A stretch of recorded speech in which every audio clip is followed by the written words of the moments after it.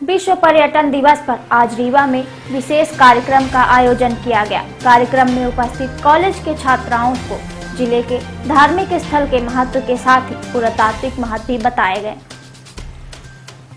बता दें कि रीवा जिले में प्राकृतिक और पुरातात्विक स्थलों की संख्या ऐसी है कि दुनिया के हर कोने के पर्यटक को अपनी ओर आकर्षित कर सकती है। अब तक पर्यटकों तक इसकी जानकारी नहीं हो पाती थी, लेकिन प्रशासनिक तौर पर कार्य योजनाओं पर अब तैयार की जा रही है, जिसके चलते आने वाले दिनों में यहां पर्यटकों का आकर्षण बढ़ेगा। बताया गया कि जिले में धार्मिक महत्व के स्थलों के साथ ही पुरातात्विक महत्व के कई स्थल हैं। यहाँ पहाड़, नदियां और जलप्रपातों की बड़ी श्रृंखला है। इन स्थानों की अब प्रशासनिक तौर पर ब्रांडिंग शुरू की गई है और रीवा को टूरिस्ट सर्किट के बड़े केंद्र के रूप में स्थापित करने की तैयारी है। यहाँ पर वाराणसी, प्रयागराज, खजुराहो, जबलपुर, चित्रकूट, संजर टाइगर रिजर्व, बांधवगढ़ आदि स्थानों पर आने वाले पर्यटकों को आकर्षित किया जाएगा। इसके लिए स्थानीय स्तर पर आवागमन और ठहराव की भी व्यवस्था की जाएगी।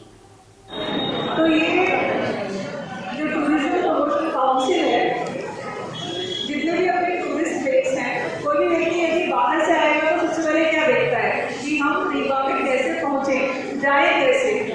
तो जाने के लिए ये अच्छी चीज़ है कि लगातार पिछले कुछ वर्षों में अपनी जो कनेक्टिविटी है वो प्रत्येक वर्ष कोई ना कोई नई कनेक्टिविटी इसमें शुरू हुई है। आप सब लोगों को पता होगा, सब लोग न्यूज़ पेपर में पढ़ते भी होंगे कि रीवा का एयरपोर्ट भी अभी अगले महीने शुरू होने वाला है, यानी एयर कनेक्टिविटी रीवा जो अभी ब्रोशर में लिखी हुई है कि रीवा कैसे पहुंचे थे, वायु सेवा से लिखा हुआ है कि खजुराहो, जबलपुर, भोपाल और बनारस हवाई अड्डे पास के, तो अब आपका ये करेक्ट हो जाएगा। ऐसे ही अपनी जो रोड की कनेक्टिविटी है वो बहुत अच्छी है, चाहे वो यूपी से हम लोग देखें या जबलपुर साइड से देखें, पन्ना से सतना होते हुए जो लोग आना चाहते हैं। तो मुख्य चीज़ ये है कि अब हम सभी लोगों को फोकस इस बात पर ज़्यादा करने की आवश्यकता है कि लोगों को एक पैकेज दें, क्योंकि ये हम सभी लोग जानते हैं कि हमारे पास कितने वाटरफॉल हैं और उनका